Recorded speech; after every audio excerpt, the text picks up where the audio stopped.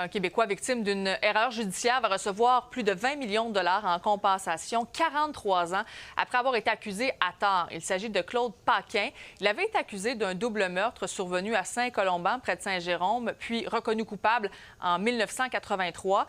L'homme de 81 ans a été acquitté en 2024. Je vais en discuter avec la juge à la retraite, Nicole Gibault. Bonsoir, Nicole. Bonsoir, Sabrina. Donc, d'abord, initialement, Claude Paquin demandait 64 millions de dollars. Là, ça va être plus de 20 millions de dollars. Est-ce que c'est l'entente à l'amiable la plus grosse au Québec? Oui, apparemment, c'est ce qui est de plus gros qui a été répertorié.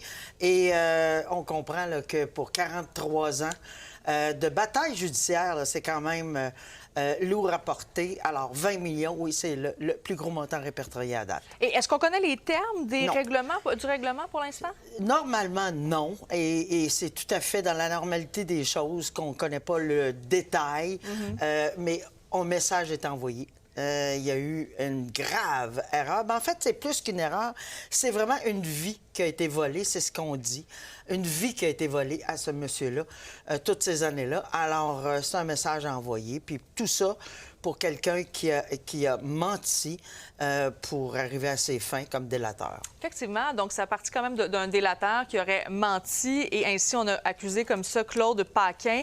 Il avait été déclaré coupable pour le meurtre de Ronald Bourgoin et de Sylvie Reva. C'était en 1978 à Saint-Colomban, reconnu coupable en 1983. Et c'est finalement en 2010. Pourquoi, en fait, aujourd'hui, il a pu être dédommagé? C'est parce que c'est en 2010, il y a le projet Innocence Québec qui est venu aider, en fait, Claude Paquin pour l'aider à prouver son innocence. Et Sabrina, je pense qu'il faut saluer ce projet Innocence Québec. C'est pas la première fois qu'on en entend parler.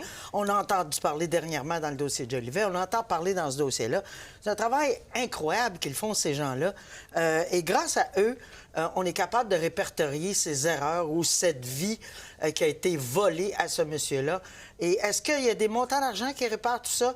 Tant mieux pour lui, s'il est capable d'en profiter un peu à 81. C'est vrai que c'est long, c'est tard, mais bon, on lui souhaite les meilleures années qui lui restent. Justement à cause de l'aide de Projet Innocence. C'est fantastique. Vraiment. Les gens qui ont été de près et de loin dans ce dossier-là, qui l'ont reconnu coupable en 1983, as-tu peut-être une idée de comment ils peuvent peut-être se sentir aujourd'hui d'avoir condamné un innocent?